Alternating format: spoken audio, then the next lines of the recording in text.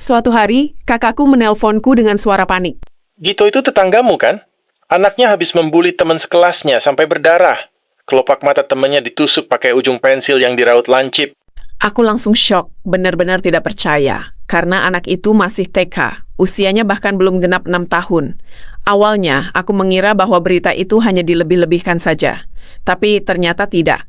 Ketika aku mencari tahu, kenyataannya justru jauh lebih mengejutkan. Anak itu ternyata bukan sekali itu saja melakukan kekerasan. Teman satu kelas pernah menjadi korbannya. Ada yang seragamnya dicoret-coret dengan krayon, ada yang dipukul, ada yang ditendang, dan puncaknya adalah ketika ia berusaha untuk menusuk mata temannya menggunakan ujung pensil. Korban memang sempat menghindar, tapi ujung pensil itu tetap mengenai kelopak matanya hingga berdarah. Saat pulang ke rumah, korban masih mengeluh sakit. Ketika seragamnya dibuka, punggungnya ternyata penuh dengan bekas tusukan pensil. Luka-luka kecil memenuhi punggungnya hingga memar. Dan hari itu, semua orang tua murid marah. Yang membuat keadaan semakin memanas justru bukan anak itu, melainkan cara orang dewasa menanganinya. Gurunya hanya berkata, namanya juga anak-anak. Diselesaikan secara kekeluargaan saja ya.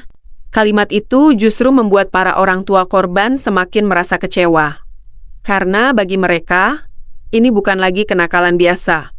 Ini sudah termasuk kekerasan. Banyak orang tua yang mengancam akan mengeluarkan anak mereka jika anak itu tidak kunjung dikeluarkan. Sedangkan orang tua korban yang baru saja ditusuk dengan pensil akan melaporkannya ke polisi. Nama sekolah mulai dipertaruhkan. Pihak sekolah akhirnya memanggil ayah si anak. Mereka semua berharap setidaknya ada permintaan maaf.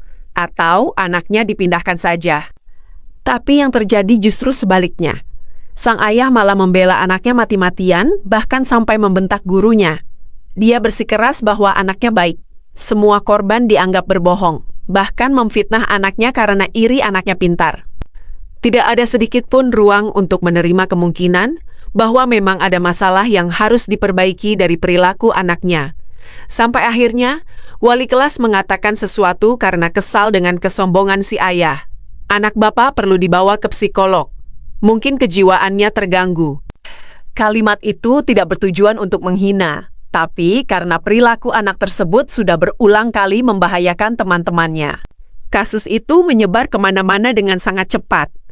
Anak itu akhirnya dipindahkan karena ayah si anak mendengar kabar bahwa orang tua para korban akan berbondong-bondong menggerebek rumahnya jika anaknya tidak segera dipindah.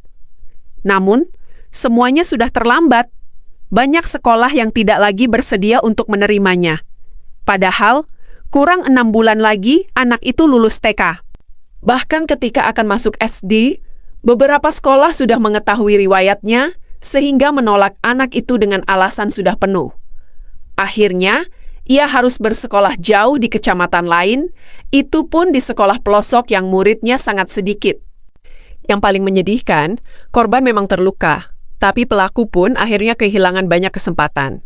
Dan semua itu terjadi saat usianya bahkan masih 6 tahun. Kejadian itu membuatku bertanya-tanya, mengapa anak sekecil itu bisa begitu agresif? Lalu, sedikit demi sedikit aku mengetahui kehidupan di rumahnya. Anak itu ternyata sering dibentak oleh orang tuanya. Dia juga jarang mendapatkan perhatian karena orang tuanya sibuk dengan HP masing-masing dan sering ditinggal oleh orang tuanya secara diam-diam ketika dia sedang asyik bermain. Yang lebih parah, dia terkadang dibiarkan kelaparan. Anak itu bahkan pernah mengambil makanan di rumah tetangga karena ibunya tidak peduli dia sudah makan atau belum. Ia dibiarkan tumbuh tanpa batasan, tanpa pendampingan, dan tanpa kehangatan. Bahkan di tempat mengaji, perilaku menusuk menggunakan pensil dan mendorong anak lain masih terus berulang, membuat beberapa anak perempuan menangis. Semua anak mulai menjauhinya karena mereka takut akan menjadi korban selanjutnya. Disinilah banyak orang yang salah paham. Tidak semua anak yang menjadi pembuli berasal dari keluarga yang miskin kasih sayang. Tapi kurangnya perhatian, pola asuh yang keras, pengabaian, tidak adanya batasan yang konsisten, dan minimnya empati yang diajarkan di rumah memang merupakan faktor risiko yang dapat membuat perilaku agresif lebih mudah muncul.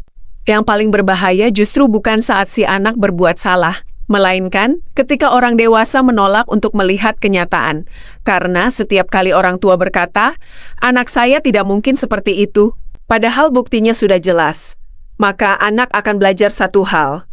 Apapun yang kulakukan, ayah dan ibuku akan selalu membelaku. Dan itulah awal dari perilaku yang semakin sulit untuk dikendalikan. Sebagai orang tua, mendengar anak kita menyakiti orang lain memang menyakitkan. Rasanya pasti ingin langsung membela. Eits, tapi tahan dulu. Lakukan 5 hal ini. Pertama, dengarkan sampai selesai. Jangan langsung menyimpulkan bahwa semua orang sedang memfitnah anak kita. Dengarkan dulu penjelasan guru, penjelasan korban, dan penjelasan saksi. Setelah itu, barulah kita bicara pada anak. Kedua, pisahkan harga diri orang tua dari perilaku anak. Mengakui anak berbuat salah bukan berarti kita adalah orang tua yang gagal. Justru orang tua yang berani mengakui masalah biasanya lebih cepat memperbaiki keadaan. Ketiga, ajari anak tentang tanggung jawab.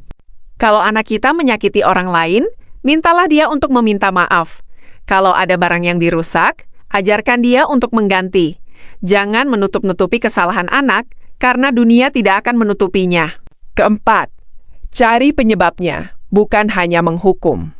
Anak yang suka menyakiti orang lain bisa jadi sedang marah, cemas, meniru kekerasan yang ia lihat, atau memang memiliki kesulitan untuk mengendalikan emosi.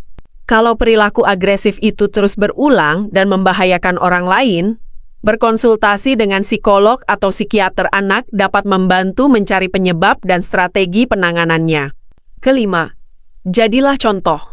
Kalau orang tua mudah menghina tetangga, mudah membentak, dan merasa paling benar, maka anak akan belajar bahwa kekuasaan lebih penting daripada empati.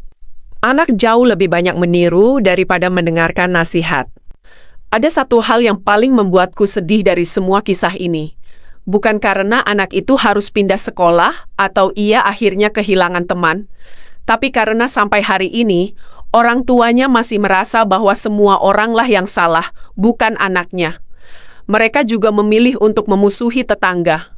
Mereka juga menyalahkan sekolah, guru, bahkan menyalahkan korban. Namun mereka tidak pernah bertanya, apakah ada yang harus kami perbaiki sebagai orang tua?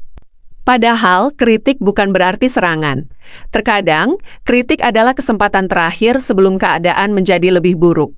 Tidak ada anak yang lahir sebagai pembuli, tapi setiap anak membutuhkan orang dewasa yang mau membimbingnya. Karena ketika orang tua menolak untuk berubah, yang paling mahal membayar akibatnya justru anak mereka sendiri.